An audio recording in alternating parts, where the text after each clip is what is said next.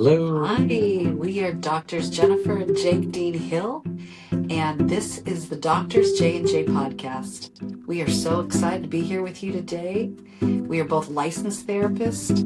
We work together, we live together, we lead together, so we understand the challenges of being able to work peacefully and harmoniously together.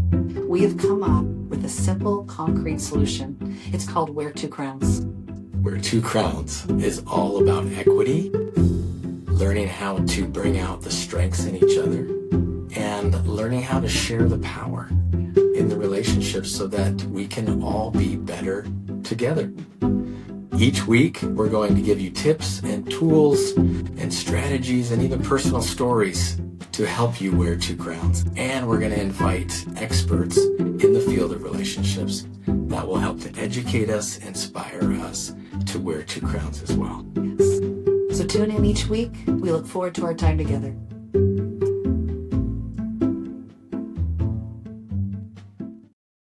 Hello, and welcome back to the Doctors J&J podcast.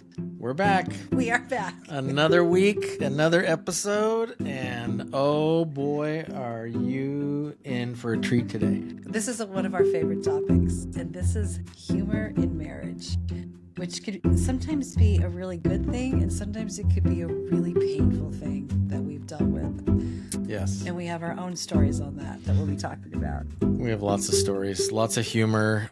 Good humor. Most people couldn't really be married if they didn't have humor. In fact, if you do research on why people chose their spouse, one of the number one reasons is because of humor, and because they have a sense of humor. They're funny. They made them laugh. So laughter is such good medicine. It is really good medicine, and it's also been described as one of the most intimate forms of communication. So this is something that we see that if you miss each other's humor, it can really be hurtful. So we're going to talk about good humor today, some bad humor moments, and we're just going to be using ourselves as examples. And then we're going to give some rules to develop good humor in your relationship. Right. I love telling our humor stories because we create a lot of them. Mostly unintentionally. And we've always said sometimes humor can be very just delightful, and sometimes humor can be very disastrous if it's used inappropriately, or like you like to say, if two people aren't laughing.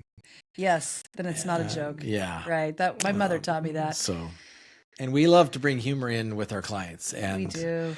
I can't tell you how many times I've been sitting in my office, which is directly one wall away from my wife's office, and they are absolutely hackling and laughing next door. And at that point, I feel like I have to crack a joke or something, because my clients end up feeling like they're being left out. Or you're getting some FOMO. You went in on that humor. Right. We all feel FOMO because we're like, what did we miss? What is so funny next door? It is really interesting, is it not? The highs and the lows of emotion so many times is crying, and which we are yelling, coming at you or one another or couples or whatever, and then we are then just as quickly laughing or smirking or saying something sarcastic or funny, and sometimes we're just doing belly laughs. It's just such a beautiful release of emotion. So laughter is just a great way to relieve tension, release emotion, and then to connect. So we do use a lot of humor when it's appropriate, and boy, we have some really funny clients, and a lot of times we always say nobody comes to see us when things are going great, right? So they come to see us when they're struggling. Right. So it's when people are struggling, but they're also looking for some hope. And laughter just has its way of just creeping in. It's never something I intentionally set out to do. Do you? In your session? No, it just comes. It just comes. And ironically, sometimes clients get really embarrassed because sometimes we have the most serious point of the session and they're laughing because out of nervousness. Correct. And then they feel like they have to apologize. Right. because they shouldn't be laughing in that moment, but they are. Yes.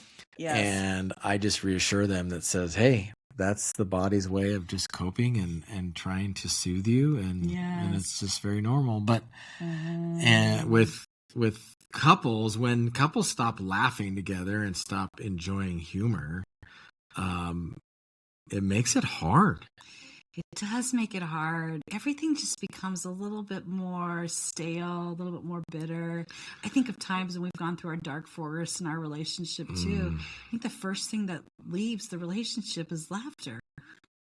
Or when we're in intense conflict, one of the commitments we're learning to make to each other is, God, let's just take a time out and just be goofy and silly, right? Let's just like lower the intensity of this. We're both kind of high achievers. We want to do things well, a little bit of perfectionism, right? So we just have to kind of just relax a little bit more and be able to find some humor in ourselves and in the moment. It's true. And it's so fun to watch couples where they might be in an intense moment in session and one of them will make some kind of face or gesture to each other and the other one just cracks up and then gets mad and is like, oh, you're making me laugh. I'm supposed to be mad or whatever. It's endearing. It's definitely endearing. So I just love to see that. And we try to find humor in as much stuff as possible. In fact, we have a lot of crazy, funny things that happen in our office. We've got a little bit of a wildlife preserve back here. We kind of do. Like, we should sell tickets. Yeah, we started thinking about some funny things. I was thinking, some funny things at the office. And then I started recognizing a lot of it's around some animals and some different things that we've had happen in our office that have made some really peculiar experiences. Like the horseflies when we came back from vacation. My goodness. At one time when we had probably 100 emphasis on the horse. They were so big. They were like a small horse with wings flying around. They were. And they were so loud. When they're that big, yes, they have like turbo jets for engines. They do. And for wings. And they were just buzzing around. And I guess what I've researched after the fact is that when they're that big, their lifespan is super short. Oh.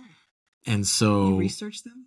Well, yeah, because it was such an infestation in our office. It was an infestation. There was hundreds. It was of these horseflies, and they it's not like you can't notice them. Right. And we started a competition and figuring out who could get the most. I think I won that at 50. I also recruited some of my clients, and I got them helping to kill the horseflies as well. You almost couldn't kill them because they were so big. Like, you almost needed like a sledgehammer. Okay, that was a little exaggeration, but it was, Shoot. Yeah, maybe. It started becoming this horsefly graveyard in our office.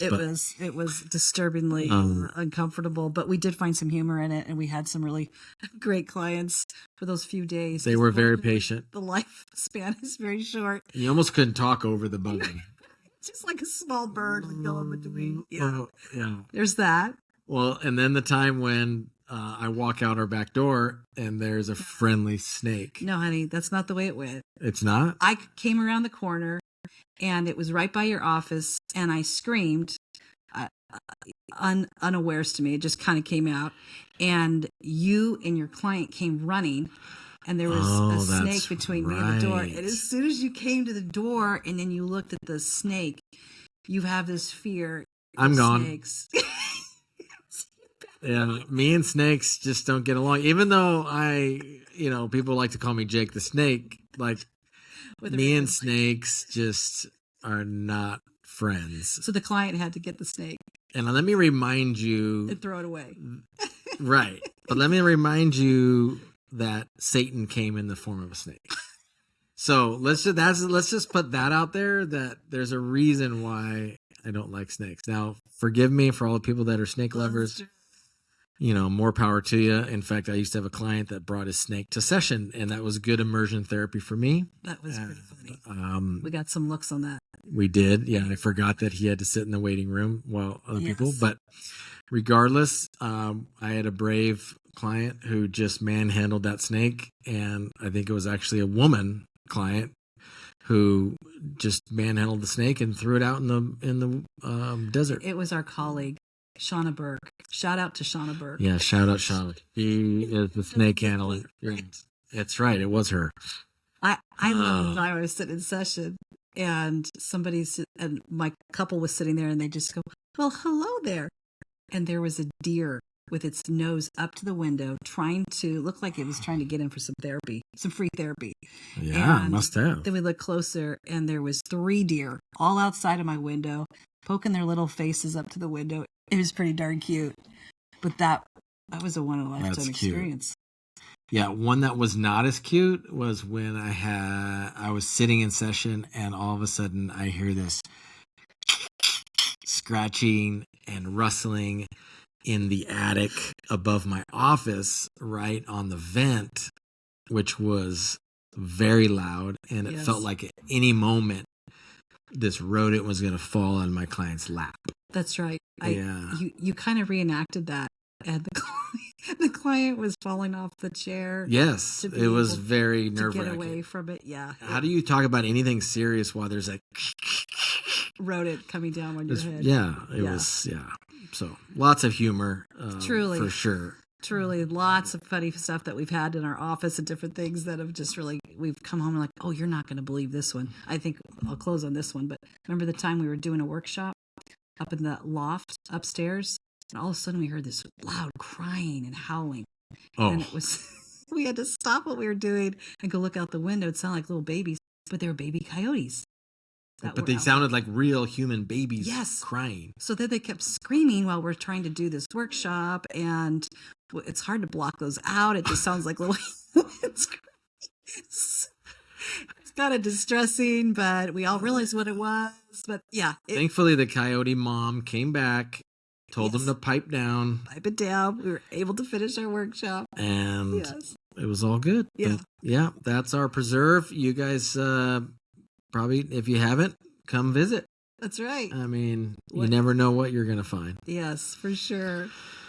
We also love to have so funny. So many funny times in our family as well, too. We've got some really great stories with that as well. How about the time when our kids thought we had a really super simple job when they were, how old were they? It's my favorite, middle school. They were in middle school? That's when they know everything. Yeah, that's when they knew everything. And they thought, oh, you guys have the easiest job. You just sit there and listen to people. Yeah. So then we just said, oh, okay. Well, how about we let you be the therapist and see how it is?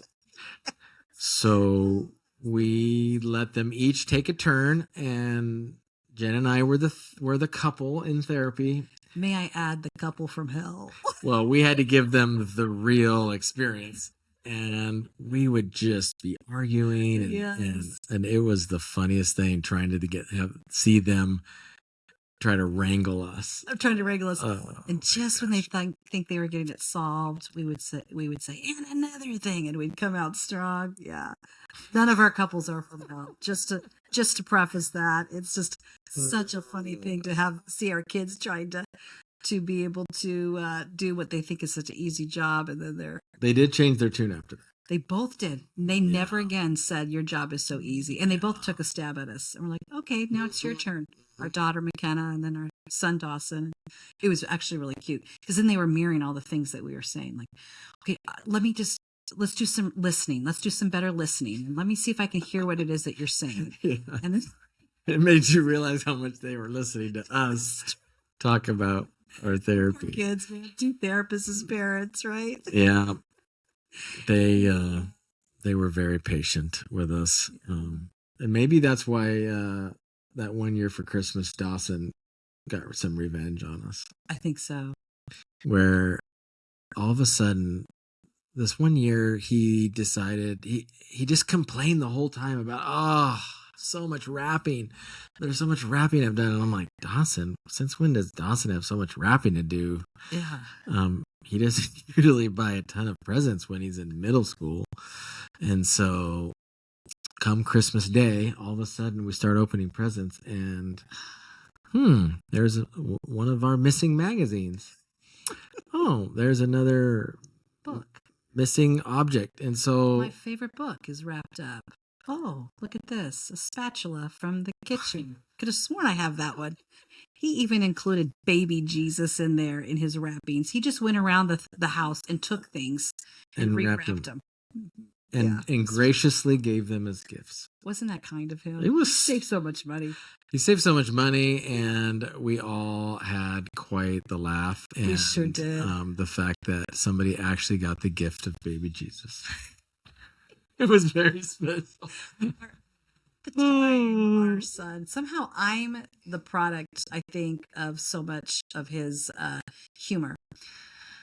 Or the recipient, better said, of his humor. But how about the time when I thought my phone was broken, and he went through and somehow figured out, our little brainiac kid, figured out how to change all of my autocorrects to squirrel. So every time the phone went to autocorrect on something, it would say squirrel. And of course, he used all of the common terms that you use when you're texting clients. Correct. Like, I'll see you, and maybe see would be squirrel. Or how about how are you feeling? Squirrel for feeling. Any kind of words that he knew were common that I would use, he autocorrected to squirrel. So then I come to lunch. I met the family for lunch, and I was like, something is wrong with my phone. It's broken. It just keeps saying squirrel the whole time. I finally had to keep sending texts to clients just saying, hey, sorry, my phone is squirrel, it's broken, squirrel. So just ignore that squirrel on the text, right? So, and my son is just busting a gut. I did not catch on, but you did, and you're like, you've been messing with your mom's phone. And of course, I knew exactly who the culprit was, and he was pretty proud of himself. That was a pretty awesome prank. It was pretty good. It was a pretty good So, yeah, we still laugh about that one. We do. But in fact, my commitment to him is every Christmas he gets something that is a squirrel. That's true, yeah. And that has been now 10, 11 years running. Yeah. And if I see a squirrel, I send him a picture and I say, your spirit animal is calling you. Yeah, he will never live down the squirrel prank. No. And it was a good one. It lives in infamy. Now, our daughter and son-in-law really got us good. They did get us good. Oh, man. Oh, my goodness. Talk about funny. Christmas. I mean, we gave them a bust the gut. But long story short, I saw this Christmas card sitting on the table, and I'm like, oh, we haven't opened this Christmas card yet. And we opened the Christmas card, this beautiful picture of the family, and this beautiful message about how we miss you. Oh, we've moved to Arizona, and you used to play with our daughter at the park, and so much fun, and we miss you, this and that. Oh, and you've made such an impact on our lives. Yes. We'll never forget you. It was such a beautiful card. Such a beautiful card, such a beautiful message. The problem is, Jen and I could not remember for the life of us who this family was. No. And I think it was this beautiful picture of this family, and it was, I think, the Williams family. And we kept thinking, who is the Williams family? And we're going back and forth, and little Lucy still remembers Jake playing with her at the park, and we're thinking, who are these people, and who are you playing with, and who's little Lucy? Oh my goodness. And then I was getting irritated because I was like, who did you friend on Facebook? Oh, yeah, to me. And what in the world? Who is this? We started doing research, trying to find out who are the Williams family. I can't remember. And there's an address for Arizona. And yes. So meanwhile, we look over at Derek and McKenna and our daughter and son-in-law, and they are busting a gut. Yes. Because they found this picture on the internet, and they made the entire thing up. It made us feel like we were losing our minds. And we were hook, Williams. line, and sinker. We were. And I'm like, Jake, these are probably somebody you know. And he's like, no, Jen, this is somebody you befriended. And I'm like, how can we forget these people? Obviously an old neighbor. Right. We meant so much to them. How could they not mean more to us? And we felt so bad that we didn't remember these people. We made such a significant impact. Goodness. So yeah, that was, but we got them back.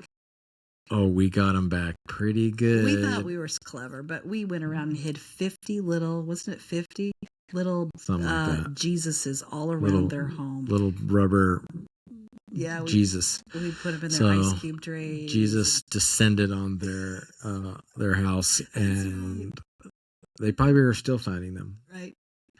because they ended up everywhere. Yes. One of my favorites too was my son, Dawson, our son, and his girlfriend, who's now his wife. They called and they set up a new client appointment, but they disguised their names and the voice or whatever. Because they used Sydney's phone. Oh, that's true. They used Sydney, my daughter-in-law's phone, and they set up this new client appointment. I'm sending back text to them. You can meet me at this time, directions, fees, all this kind of stuff. So next thing I know, they roll into town and they come to the office, and I'm waiting for my new clients. I go, oh my gosh, it's so great to see you guys. I'm so excited. Well, I got these new clients coming, but hold on. You guys just come in here and hang out, and because they're not here yet, so it might be a no-show. So, gosh, that'd be so fun if it was, and then I could just hang out with you guys, and we're sitting there talking, and finally, they's like, "We're the new clients," and boy, we were busting a gut. I think you were working. You probably heard us laughing again. I was working, of course, as I always am. No, yeah, they were pretty proud of themselves because they pulled the whole thing off, and they had some clever name that they gave the client that kind of was a hint that it was not real, but didn't pick up on that. But our family just loves being funny and playing little jokes like that on each other, and we just think it's tons of fun. So do our friends. And so do our friends. We have so many funny moments with our friends. Again, most of these are spontaneous. We're not working to try to get a funny moment, but oh my goodness, things that we're saying, things that we're doing, funny stories that happen to us, and we get sharing. But one of I'm going to tell the story about ice cream, because we love getting ice cream with our dear friends Jean and Ron, who was on the podcast. Yes. And ice cream. I think we were in Texas, and we were vacationing together. Yes. And we found this great little ice cream spot. So it was like 5 minutes to closing, and so we went. We were panicked. We got in our car. We ran down to get the ice cream, and I'm running up the sidewalk. Jump out of the car, and I trip over the sidewalk thing. I realized it was because I gotten my new progressive lenses. So if anybody's familiar with those, you know what it's like to get adjusted those. So the sidewalk came up to meet me way too quick. Anyways, I tripped over it, fell flat on my face. And I remember it was a spectacle. It was a spectacle. She looked back at me, and I'm like, go, go, go, get to the door and get the ice cream. So she looked at me like, do I help you or do I go for the ice cream? She went for the ice cream, and she went to with your blessing. With my blessing, right? And here's the funniest thing. The security camera of the ice cream shop caught it all. So we got to watch the playback in slow motion. The guy who worked there had so much fun just pulling up the tape, the security tape, watching Jen just biff her, just fly flat on her face. Oh, right. Yes. But we got the ice cream. We got the ice cream. And they should have given it to us for free. They should have, because we were entertainment. And I think I got some free Band-Aids out of the deal, because my knees were all scraped up. But we've had so many fun times with friends. And oh yeah, remember the time when our friends Justin and Suzanne? Oh my goodness, we were out camping. We were somewhere with them, just hanging out. Oh yeah, we were just out looking we're out looking at the stars, and we were just like enjoying the moment. And all of a sudden, Justin just starts talking in Native American. Yes, yeah. And we're really impressed. We were like, what is he saying? And he just went on and on about this whole thing, explaining the stars to us in native tongue. And we had no idea he spoke native. Right. And we were just hooked, and we were just in awe. And then he went on to tell us that he used to live with the tribe, and he learned the language. And oh yeah, they didn't. And his wife teed him up for this. Suzanne said, well, tell him how you can speak your, the other native language and Native American. And he just she teed him up. He took it and went running with that. And we were just so impressed and so in awe. And then, of course, we found out you are pulling our leg. You don't know a word of it. And I think he said Tatankta from Dances with Wolves. One word that we all knew in native. So yeah, we could go on and on about just so many fun times, but we so enjoy our laughs with our friends and some fun memories and times with them too. Oh my gosh. Having friends with good sense of humor just keeps you grounded. It keeps you lighthearted, and it keeps you from not taking yourself too seriously. Yeah. That's another thing that we've learned in our marriage is that if you take yourself too seriously and you don't laugh at yourself, yes, like, because there's so many experiences that we have that if you don't laugh, you'll cry sometimes. Like, well, why not? Why not get a laugh out of something so stupid instead of feeling ashamed or shut down? Find some humor in it. We all make mistakes, and figure out, and most of them hopefully are harmless, right? They're just, you feel silly and kind of stupid. right. Like the time I ordered pizza from Chicago and we're in Washington. You guys never let me live that one down. And I'm like, I don't know what's taking the pizza so long. And then you finally said, Jen, what pizza store is this? I'm like, well, it's this one pizza place. I go, who sells Chicago pizza in Eastern Washington?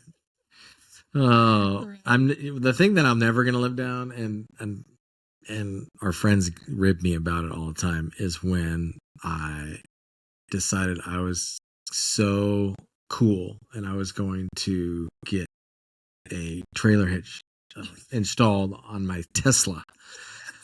So I have a Tesla. I'm pretty excited because this thing can tow our boat. And so obviously to tow the boat, need a trailer hitch. So I did this research and I found out that I can just order this tow hitch from my Tesla app. Yes. So I order the tow hitch. I have it delivered to the Tesla place, which is in Spokane, which is 2 hours away. And it was going to be installed there. And I think that I'm so cool because I can just do the whole thing on my app and I can schedule the appointment to get it done. So they tell me that it can be installed within a couple hours. I go up there and they tell me, no, it can't be installed in a couple hours. We're going to have to keep it overnight. So you're going to have to get a rental. So they gave me another one. Just for point of reference, Spokane is 2 hours from the I did say that. Yes. One way. So one way. 4 hours round trip. Yes. Right. So I thought it was going to be a nice little day trip. Take the rental, come back, go all the way back up. I think it was a couple days later, I had to go back to get it. Come to find out, they said, oh, by the way, your car already had a hitch. We just took the plastic cover off to reveal it. Yeah. So I think your friend Phil kept calling you Hitch for a while. It's your nickname. My nickname was Hitch. Rightly so. And yeah, needless to say, that was the biggest waste of time and money. And I was not so cool after that because now they couldn't even refund my hitch because it went through the app and not them. And yes. Oh but my goodness. You know what? At least yours didn't get filmed because I'm thinking of the time when you got your doctorate. You're behind me. Yes. My job was to hood you. It was during COVID time, so we had to do everything online. Virtual. Right. Yeah. Where I had graduated the year before. So I'm like, and you were beautifully hooded by the professionals in your ceremony. Right. I thought this is a piece of cake. And then we were in Mexico celebrating something on vacation. I think it was celebrating our anniversary. Yes. Like, okay, we'll just do it in Mexico. We'll set up this, the camera in Mexico and we'll do this hooding. And you came to me and said, Jen, you need to make sure you follow the directions on this and get this. I sent her the video instructions. Did not watch that. And I was like, are you kidding me? How hard could this be? You just slap this hood over you and you call it good. Well, oh my goodness. I opened up the hood and I went to go put it on and I realized I don't know if this which way to do it. I don't know if it's the right way. I don't know if this is right. Meanwhile, Jake's on camera and they're talking to him and saying, okay, now we've got Dr. Jake Dean Hill. This is exciting. And this is who he is, blah, blah, blah. And Jake is saying, hood me now, hood me now, trying to cue me to hood him. Because And they're getting ready to move on to the, the next person. But I am fiddling with the hood, trying to be all on camera. exactly make this like a very sacred experience, but I don't know what I'm doing. I put it on totally backwards and I try to make it look it's the real deal. And he has a little medallion, and then my final crowning achievement was taking the medallion and putting it carefully over the hood, which I doubt that was even the right way to do it. And you took that like a champ, and we got in the van. I remember we had to quickly go to the airport or something. Right. It was right there. And we could not stop laughing. I was mortified. I'm like, I'm so sorry. And thankfully you had so much grace and you just thought it was the funniest thing ever. And we laughed so hard till we were crying. And I know. And everybody in my cohort and colleagues it's gone down were infamy. laughing. Yes. And I think they have Yes. that whole recording archived. It is. For the it's university. what not to do. And when we get together with our friends, they insist on playing that video every time. And we laugh till we cry Oh my because goodness. I am just It's completely the unhooded. And the sad part, pretending to know what I'm doing. And I do not know what I'm doing at all. I know. So see, honey, that went on film. That was on film, That's in the and archives. that was a big fail. But the saddest part is my dad to this day will not even acknowledge that I have a doctorate It's true. because I was not officially hooded. I think that's a fair point. So, That's a really fair point. Dad, I'm going to have to be officially hooded somehow so that think- my doctorate can be legitimate. I know. I think he thinks we need to do over it. I think, It's fair. It's fair. It's I mean, fair. I don't think you can say that I was been hooded, which means I'm not a doctor, and Yes. it's just one of those. That is really a good one that I think is I wish didn't get on film, but that's okay because Oh, I'm glad it did. Numerous, It's just numerous proof. opportunities for laughter. Sometimes though, right? This is what we deal with. Sometimes the humor can go really bad. And I've seen it go bad in session. I'm like, she's not laughing. Yeah, too soon. Too soon. Yep, TMI. Yeah. That's not going to work, right? So there are times humor has gone bad. Probably one of the very first times the humor went bad for us and is you had a cup of water and you thought it'd be funny. And we were only married about a year. And to throw it on me.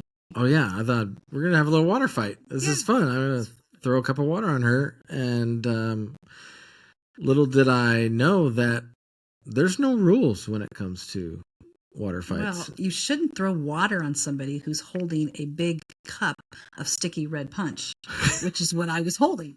So he throws it on me, and I didn't even think twice. I'm like, "Oh yeah, I'm gonna up this.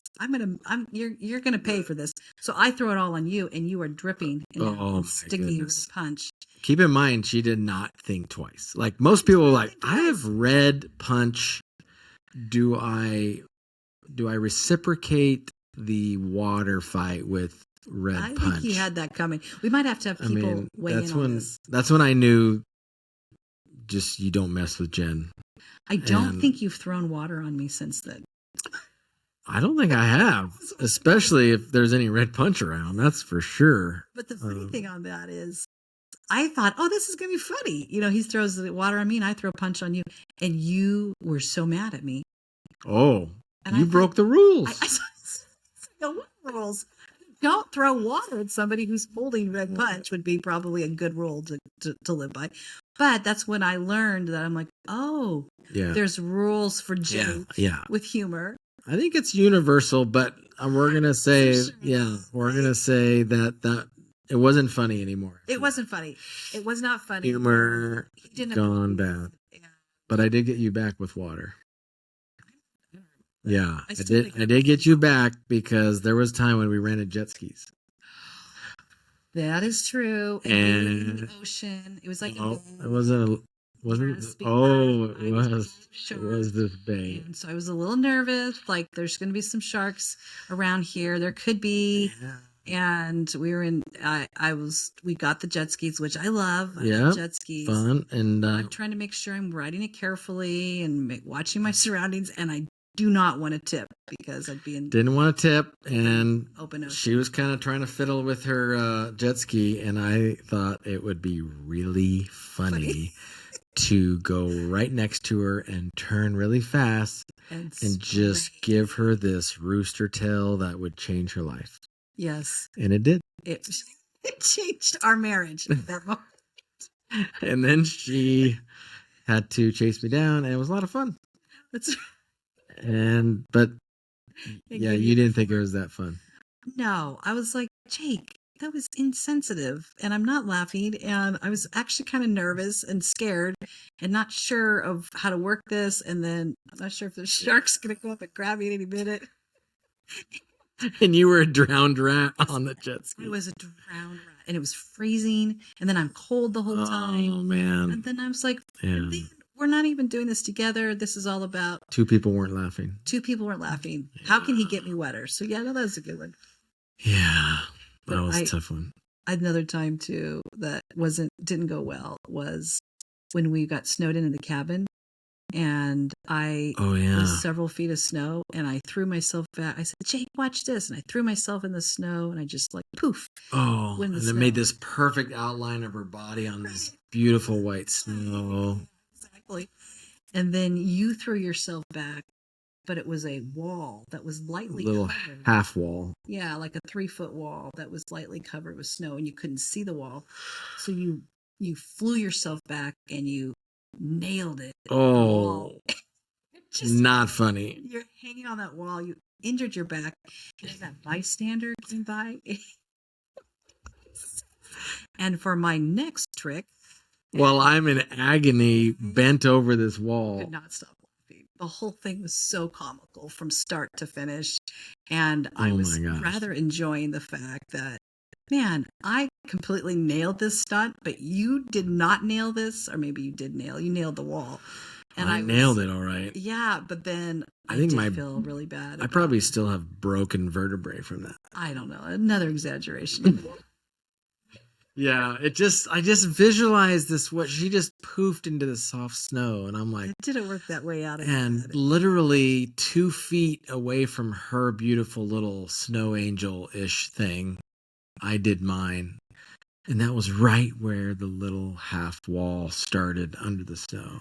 Yeah, I just thought, what are the odds of this? What are the chances? And the chances that I completely lost focus. It wasn't funny. Your injury, yeah, that it actually did hurt you, and it took me a while to stop laughing and really actually show some empathy. It did, because it was so funny to me.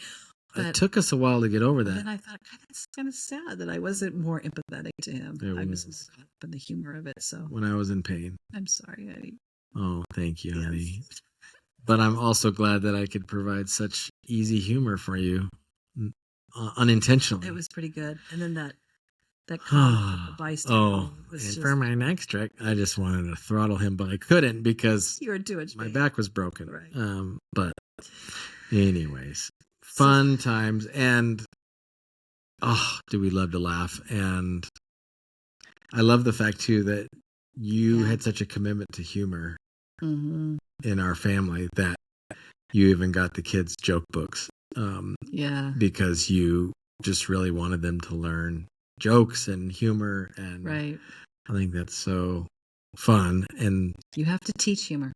You do. You have to teach humor, and you have to be committed to receive humor, and also, so that's why we've kind of come up with these rules, right? So that you can make sure that humor stays humor, and that two people are definitely still laughing.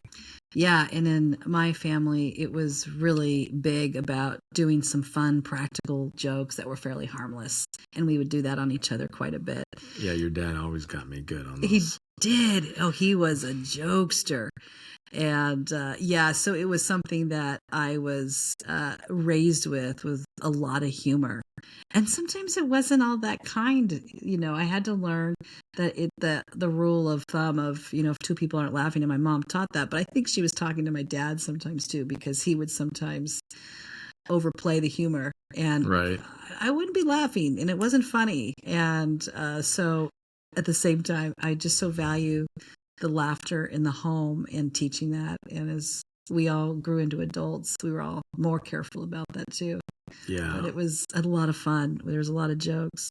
But yeah, for the rules for healthy humor, here's what we would suggest. We came up with 5 rules. Right. On There could be humor. more, there could be less. I'm but sure there's more, but we're trying to keep number it 1 we've already mentioned Right. is if 2 people aren't laughing, it's definitely not safe humor, we'll call it, or healthy humor. It's not connecting humor, right? not So the connecting. goal of humor is to be connecting, right?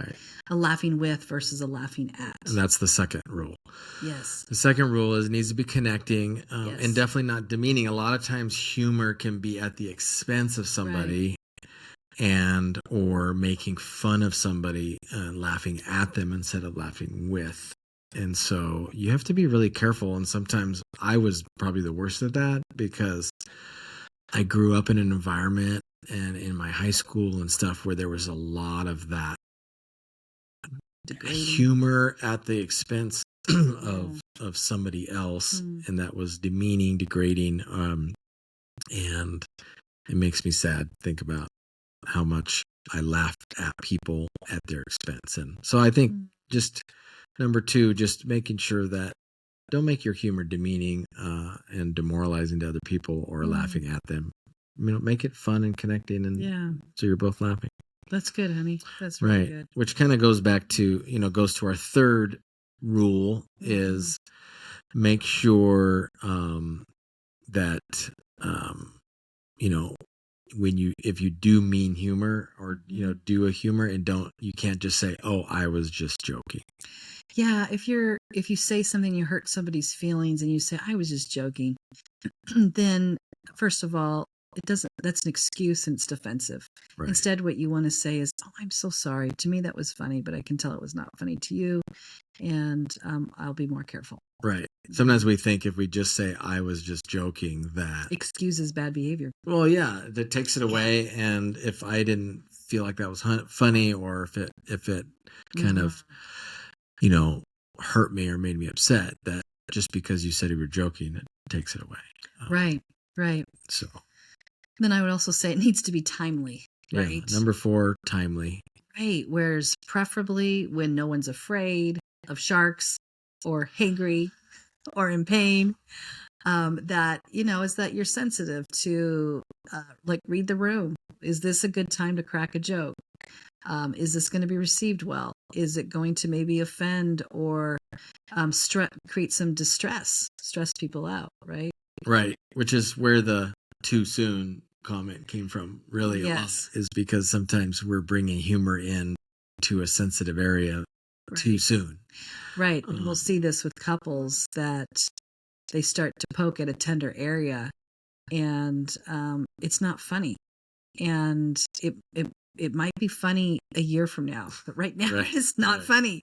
So, it's one of the things we try to do is just validate that to you it is funny, but to your partner this is not funny and it's actually hurting the relationship. So let's see what we can do to repair right now, and so that your partner feels connected to you instead of laughed at. Right.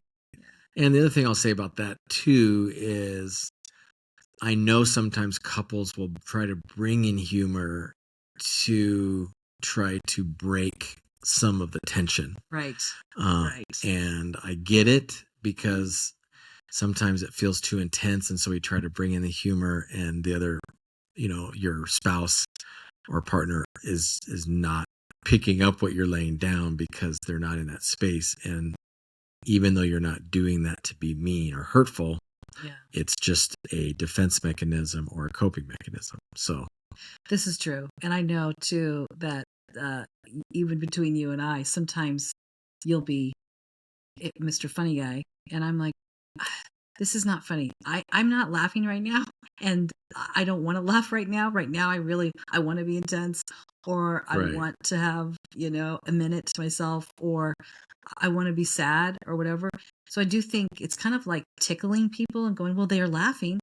No, they're laughing because you're tickling them, and it's forced humor and it doesn't feel good. So feel free to tell your partner. You're so great about that when I say, Jake, I am not laughing right now, or I'm not in a funny mood.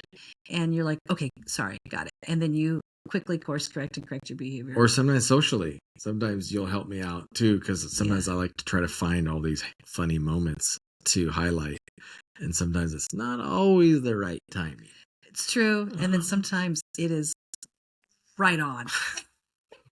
It's just such a beautiful. Sometimes I say the things that everybody else We're all wants to say. thinking, but nobody wants to say. And I have many times gone, yes, that's what we're all thinking. And Jake just nailed it and said it. And you will bust up a whole room because Yes. you've completely called out some behavior or said things that is needed to be said. Exactly. And you've done it in a way is received. You're very kind in that. Finally, I would say is it needs to be enjoyable. I mean, it just needs to be fun. That's pretty easy. I think of so much humor. I think of the SNL. We grew up with the SNL type sketches and stuff, Saturday right? Night Live. Yeah. Yeah. Saturday Night Live things. And sometimes Oh my that can be goodness. pretty mean. It's calling out people. It's kind of unkind. Right. But there's some that are really funny that, when it's not calling out a person, or laughing at them, that just, and even the ones that are just silly, finding things that are fun and silly, but maybe not cutting or demeaning, because I don't think any of us would want to be the laughing stock of a tender moment. No. So, Yeah. all that to say, our crown jewel for today is when you have the opportunity, bring humor back into your relationship. If Yes. it's gone, take opportunities to laugh together, because laughter is such good medicine. Humor is such good intimate communication. Yes. And just take advantage of that. Bring humor into your relationship. Yes, bring humor in. Yeah, find opportunities to laugh, even if you have to watch a comedy together or different things. I remember we really liked The Office, and we'd get the kids in bed, and then we'd go watch a series of The Office. Oh man, we love it. Yeah, it was such a lighthearted humor. Thanks so much for reminiscing with us and Yes. recalling all of our humorous experiences with us today.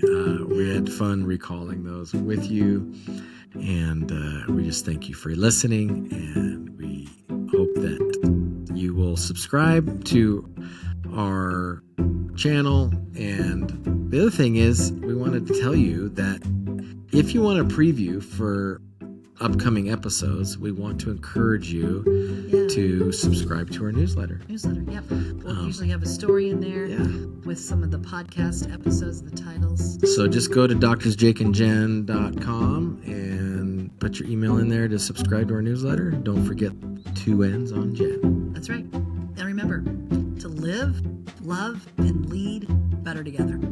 That's what our hope is for you all, as in all your relationships, that you can be better together. Thank you so much for joining us. Have a wonderful week, and we'll see you next time. Bye-bye.